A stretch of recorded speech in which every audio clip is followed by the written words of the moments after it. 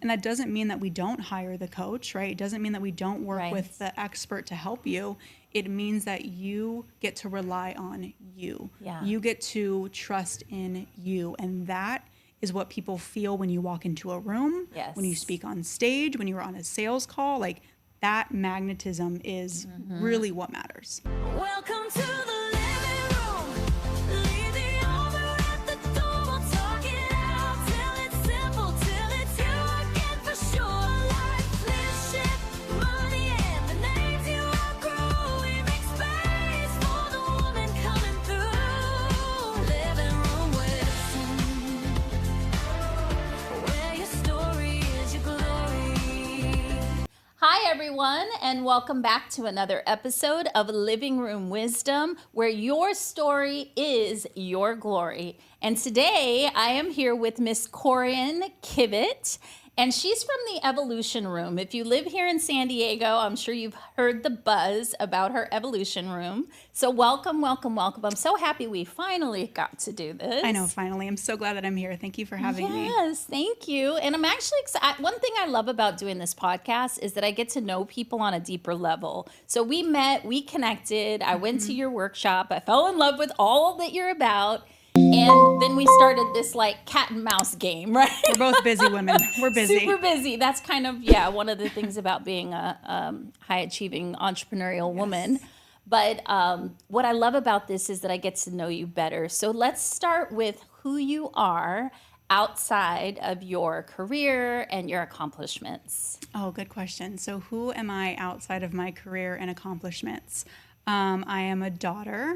I was telling you earlier that I was raised by a family of small businesses, so I feel like I have been around business a majority of my life. I am a little bit of an introvert. People are surprised when they hear that. Same. And it's funny. I know a couple other women that run very similar businesses to me. And they said something one day about, oh man, like running a business like this will turn you into an introvert. And I said, try being an introvert. It's just naturally. So I am a little bit introverted, so I do need my alone time. I actually just got back from Idlewild, so I love spending my time in the mountains and reading. I'm a crazy cat woman. I have 3 cats. I never would have guessed. Yes, I do love my cats. I actually manifested all of them through my girlfriend, who is a dog person. So no dog yet, but all cats. So that's kind of I used to dance salsa and bachata. I haven't danced in a little while. I was going through back stuff, and now that my back is better, I might get into the swing of it. Yeah. And then I also used to play basketball, and I will be getting back into that as well now that my back's doing better. So athletic. Yes.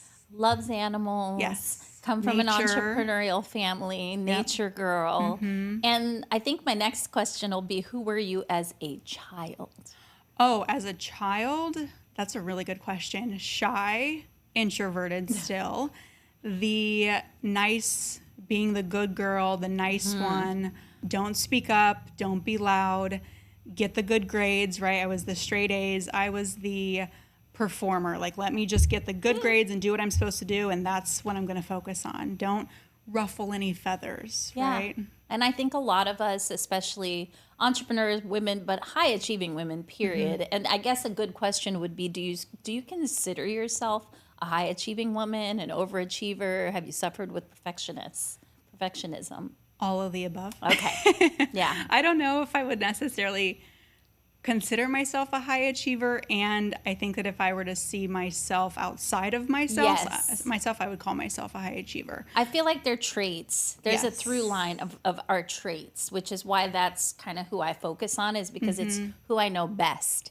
So when it comes to marketing, like, you come from a background of sales, so you have to understand what motivates people, kind of where they come from. This is why I love doing this kind of thing. Yeah. And so from that space, how did you then kind of let go of or start to unlearn and relearn new ways of being, or how much of it is still running your program? Good. Yeah, really good questions. And it was definitely a series of events. So my father passed away very suddenly when I was 12.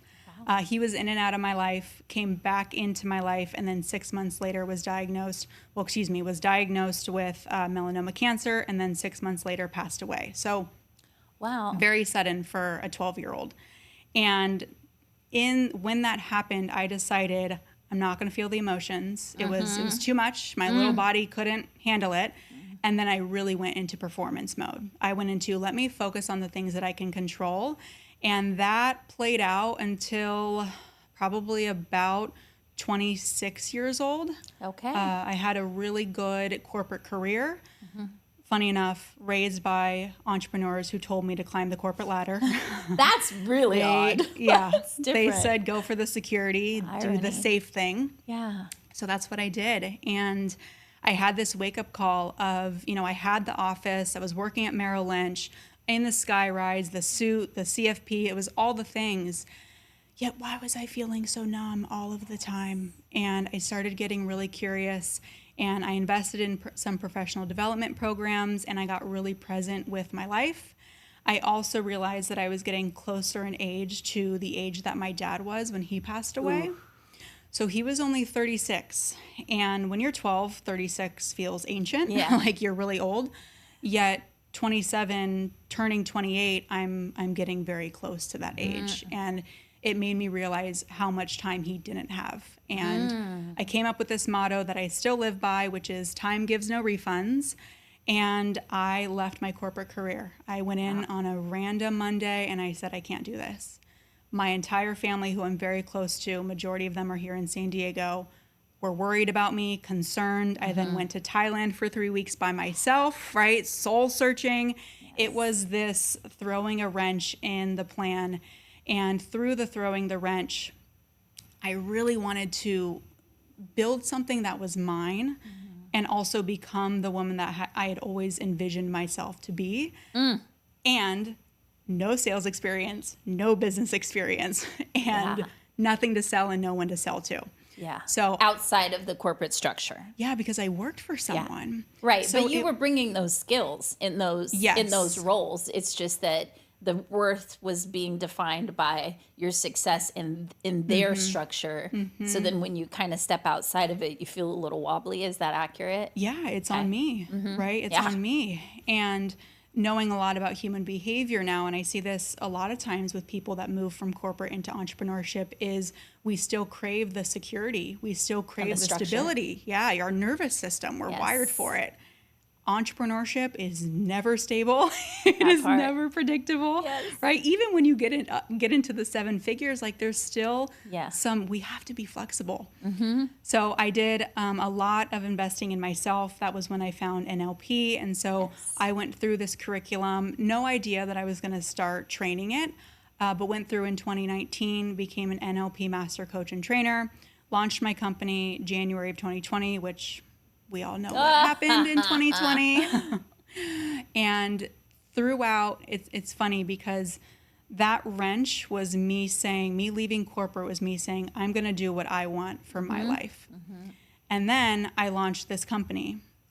And I hadn't yet had the belief or had the courage or had maybe just the knowledge or the skill set to really build what I truly wanted to build. So I started modeling. I modeled my mentor, which she is amazing. She's built a very successful company. And what I did is I went, that's the right way to do it. So that's the only way to do it. So let me do what I know what to do, which is perform. Right? And I did great. Until it started feeling soulless. Yes. It's like you recreated the corporate experience, even though you chose it this time. Yes. Yeah.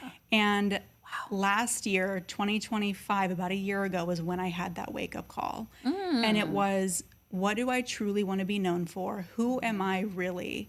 And how can I start putting that out into the world? And for the past year, so much has shifted. So much has evolved. I've changed. I'm louder. I can hear it in my voice about my standards, what I stand for, what I'm about, who I'm for, who I'm not for. Yes, that's my favorite. And the funny thing is as we do these things, the business gets easier. I tell people all the time, like, business is human.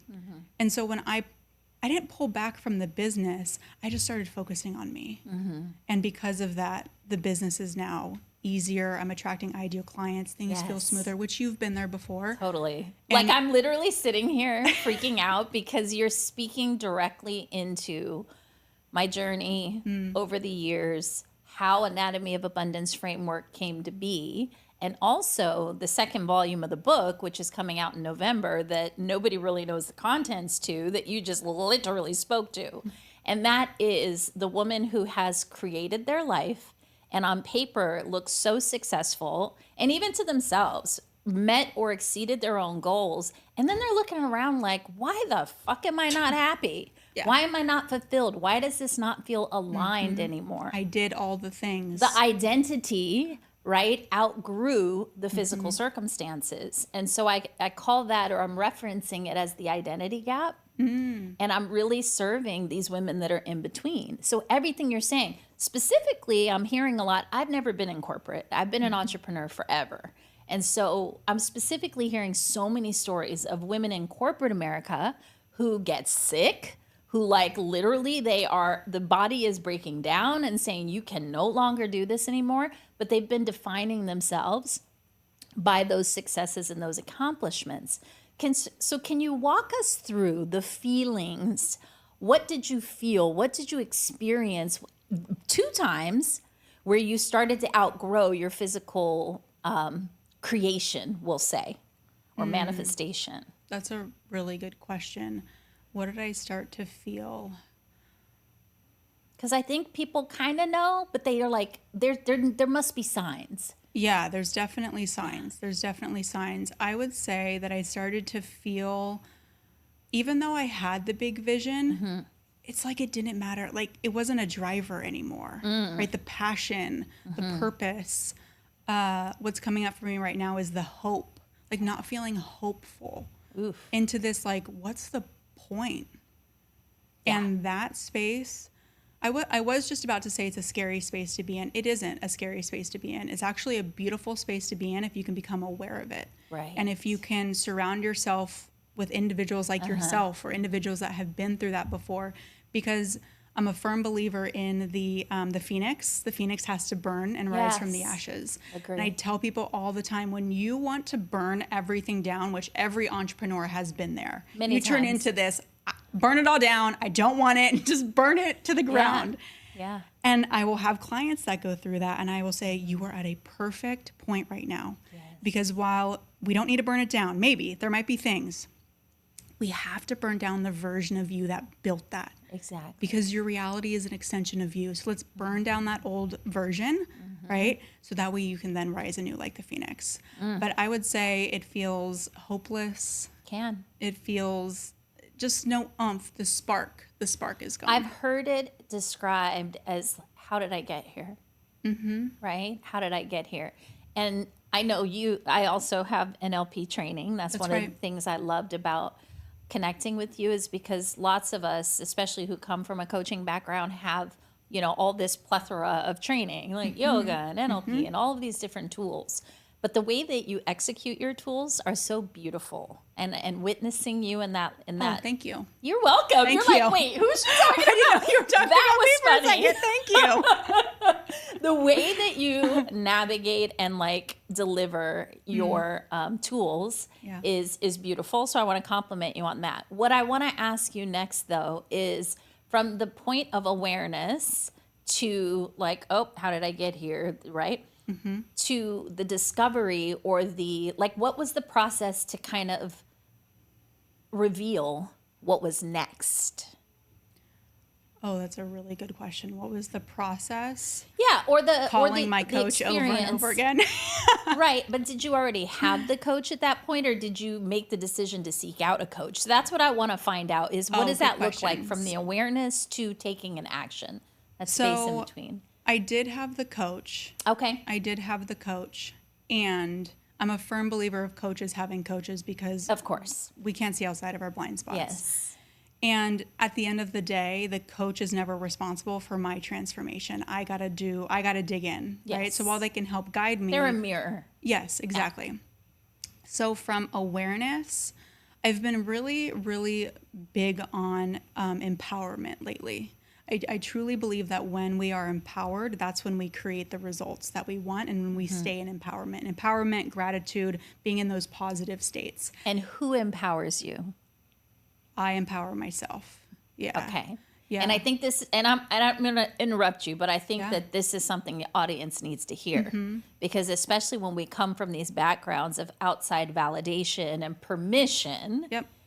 there needs to be a moment where you empower yourself. So Yeah. I just had that conversation with a client of mine because she said something. And once we got off the call, I sent her a voice message and I said, first things first, listen to this when you're in a good space because you might not like me afterwards. Aha, I love it. And I said, are you looking for me to give you the answer? Because while I can see your blind spots, you've been a hero for everyone else. And the hero typically unconsciously wants to be saved. Yes. So are you looking for me to give you an answer? Because I don't have it. You have the answer.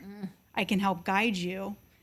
Yet if you're constantly looking at me to give you the answer, or your husband or your other coaches, you'll never find it. It's true. So I love that you asked that question because we have to find our own empowerment. We have to become our own savior. Yes, we And do. I asked this from a place of experience because, Yep. like you, when you were speaking, I was like, oh my gosh. So my husband, as you know, took his life in 2009, learned I was pregnant with my fourth child, blah, blah, blah. What many people don't know is that my daughter, it was her 13th birthday. Oh my God. So the parallels in our stories Yeah. are crazy. And That for gave me my chills. Yeah. Yeah. So for myself, when that all happened, you know, I believe that a lot of our success and a lot of the way we make decisions in life comes from a stress response, not necessarily choice. And that is proof because I literally remember saying what you said, I can't really handle this emotionally right now. So I put it on a shelf and I'm like, I'll come back to you. See you later. Come back to you when I have time, right? And so this is why I'm trying to get to the emotional root of this experience. That was forced transition. Like I had no choice. It's like no one's coming to save me and I need to save myself. So that was like a very accelerated personal growth. But when it's chosen, like you did, can you share with us just a little bit about that experience? Yeah, so two things came up for me. One around the empowerment and disempowerment.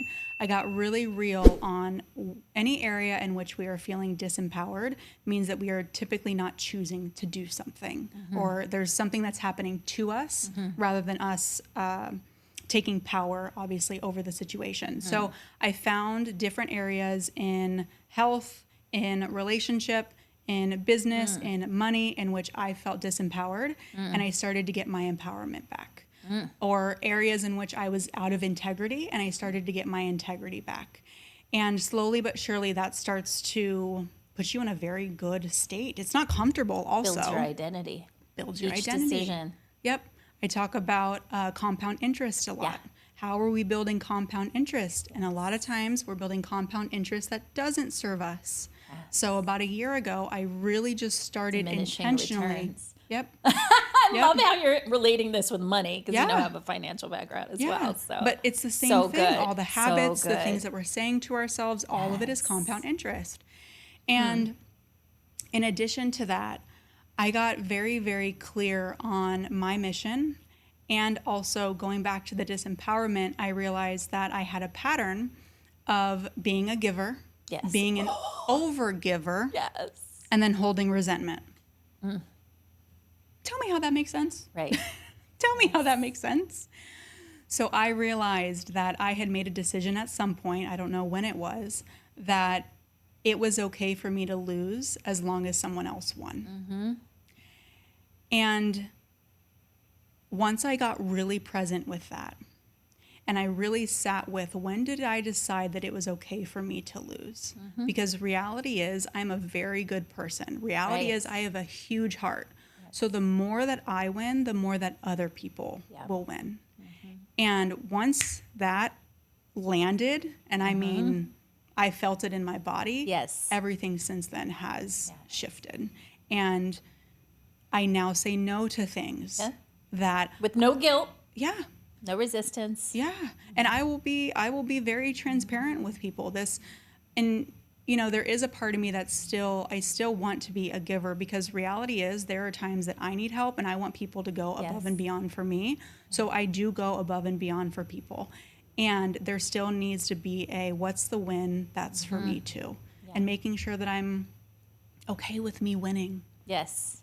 And that for me was the big shift. And now things seem to be happening more easy for me, and they're flowing. Everything's aligned. Yes. So again, I'm so happy you said this, because what you're speaking of, I frame that as sacred self-care. So it's really taking care of yourself, mind, body, spirit, and finance, and honoring yourself in a way that you would the divine. Right? I love that. So for me, that's what I had to do in order to live it, because I could hear it, I could understand it logically, but putting it into practice, because I'm such an overgiver. And so if I stop and put it in that perspective, that really helped me a lot. The other part of that, which you were saying, is that the embodiment piece, right? And it's like giving to others to the detriment of yourself becomes so unhealthy on so many levels. And I think for me, probably the hardest one was financially, because I'm a great money manifester, and I would like just give it away. And yes, money is meant to flow and it's meant to circulate, but you also have to have some discernment. Yeah. Right? And so because you come from a financial background, I'd love for you to just share a little bit more on the parallels of your personal journey into this new space, and what the financial transition looked like, because it changes. Oh, yeah. And they're one and the same. Right. The more that we grow and evolve Yes. ourselves, the more that money flows differently. Totally. So in the past, I was very holding on to it, right? Much more making sure I knew where it was. I knew it was safe. maybe I hit a high month. Okay, let me keep it. Yeah. Right. It's like something you possess. Yes. Let Right? me hold on to it. Yeah. And then we both know that immediately puts you into lack, which then that's what energy is going to respond to. And over the years, I've really been in this space of, I think I had to pay like an extra $8,000 or $10,000 for taxes, right? And immediately celebrate that. That's yes. freaking exciting. But right? immediately, like, I was like, ugh, I don't want to pay this. Yeah. And then I was like, okay, wait a minute. It's in the bank. Yeah. This is flowing out. That means that it's going to come back tenfold. Like, I'm actually excited to pay this. Would I like to go to someone else? Yeah, maybe. Yeah, of maybe. course. You know, I think the IRS is doing good. It's like we want to make all this money, but we don't want to pay the taxes. But I have intentionally, over the years, re-anchored and re-established that relationship with money. I will, when I'm buying something, say thank you and being grateful for it, paying taxes, being grateful for it. So re-establishing that relationship, and not just the way that we think about it. I heard someone talk about 7-figure business owners think differently about money. They do. They have a very different wealth consciousness, and they also feel differently about money. And that has been the biggest thing that I've been shifting, is the feeling of it, and also normalizing the big numbers, right? Normalizing. I'm on a mission to hit a $50,000 month by the end of the year, and normalizing that number. Yes. Like just getting Recalibrating, having a new base. Yes. Right? 100%. We talk about ceilings a lot, but we don't talk about baselines. Yep. I don't think enough. We need to be able to maintain that. So maybe let's avoid the pushing to get there, and instead, how can I build the wealth and feel good while I'm doing it? Yes. So that way you can be someone that maintains it rather than the roller coaster. This is such a timely conversation. I'm over here containing myself. I'm doing happy dances inside. It's so perfect for the space that we're in, not just where I'm at in my business, where I'm at personally, but also just the world. Like, this is a message everyone needs to hear, because there's so much coming at us. Yes. There's so much distraction. There's so much information. We're just so inundated So much. with ideas and opportunities and like access, right? That I feel like people are so off center. Like, people don't even know who the hell they are anymore, They don't. because they're not grounded. Yes. And it's this embodiment piece that I feel like is missing in Yeah. the marketplace. And to that point, everybody is looking to someone else to tell them who to be or what to do. And I mean, being in the coaching industry, I get to see the behind the scenes, right? And I'm also in it with social media. I mean, you scroll for 10 minutes and you feel like you have X number of problems and all these people are going to help you solve it. Right. It's marketing. Yes. And I get it and I respect it. Yes. And let's also bring back what you're saying about sacred self-care. Let's take care of ourselves. Let's be the answer for ourselves. And that doesn't mean that we don't hire the coach, right? It doesn't mean that we don't work Right. with the expert to help you. It means that you get to rely on you. Yeah. You get to trust in you. And that is what people feel when you walk into a room, Yes. when you speak on stage, when you're on a sales call. Like, that magnetism is really what matters. You become the nucleus of your life. Yes. Yeah. And everything is attractive. Filtered through that. I had a friend that always it. said, don't be the moth to a flame, be the flame to a moth. So Yeah. be the flame and just allow everything to attract. I love that. You can steal I it. feel It's like not that's mine. how I You live can steal it. my life. Awesome. So I'm loving this conversation, everything about it. And so I want to ask one more question as we start to round out this conversation. And it is that you work with 6 and 7 figure entrepreneurs who've already achieved what many aspire to. What's the internal pattern that most often keeps them from their next level? It's a really good question. What's coming up right now is the internal pattern of imposter syndrome. Because someone told me this years ago, and I love it.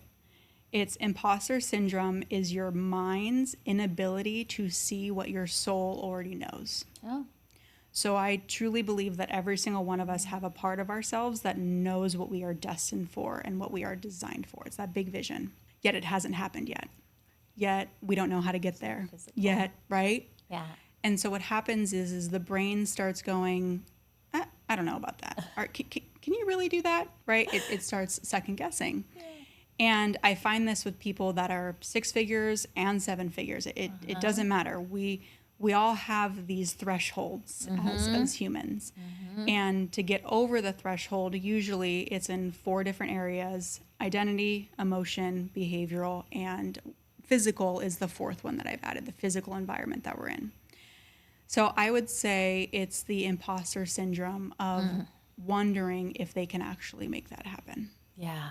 Oh, I love that. And I know that for myself, the way that I've moved through, I never thought of it as imposter syndrome, but I just think of it as identity barriers. Every time I bump up against one, I've learned to like lean in. And I would like this to be actually a question. For me, that's been the only antidote to the fear and the resistance, is just to like lean in, just jump. Like you're not going to die most times. Yeah. Is there another way, or do you agree with this? So I do agree with you. And is there another way? Yes, you've gone through NLP. You know the modalities. You know that there are things that we can do to break out of the boundaries. All problems are in our brain are just boundaries. We break the boundaries. That's how we have a breakthrough in the neurology and in the programming. And at the same time, we are human.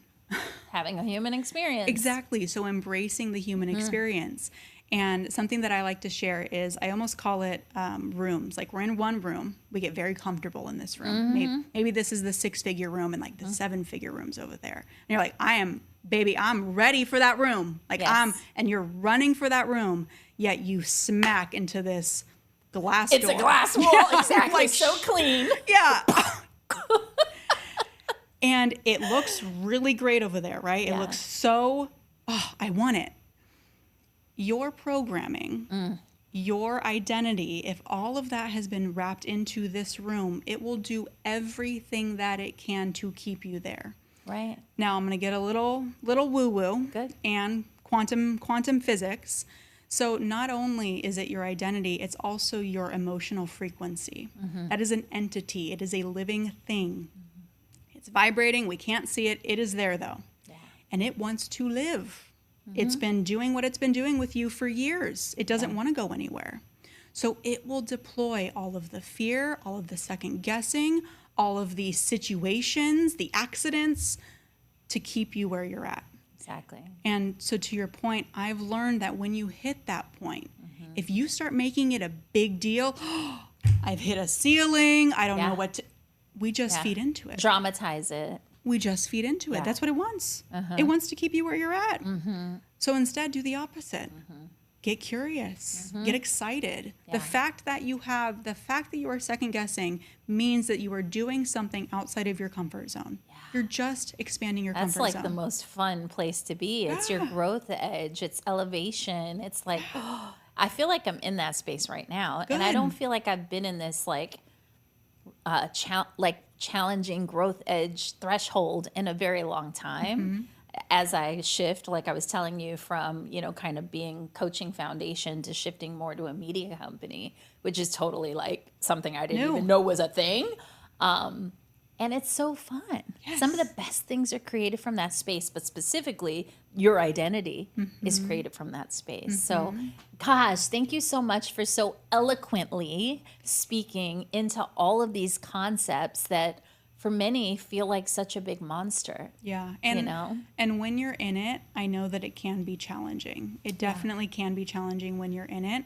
And that's why it's so important to surround yourself with individuals like yourself, like myself, and community. Coaches. Yes. And people who are where you aspire to be, because they've gone through, they've been through that threshold. I can guarantee you every person who has what it is that you want moved through a threshold. Just because it looks like they have it all together doesn't mean that they didn't move through the threshold. Not the case. They did. Yeah. It was uncomfortable. And I think also we're so much less judgmental, and we're so much more accepting and understanding and loving in whatever space that you're in, because we've been there.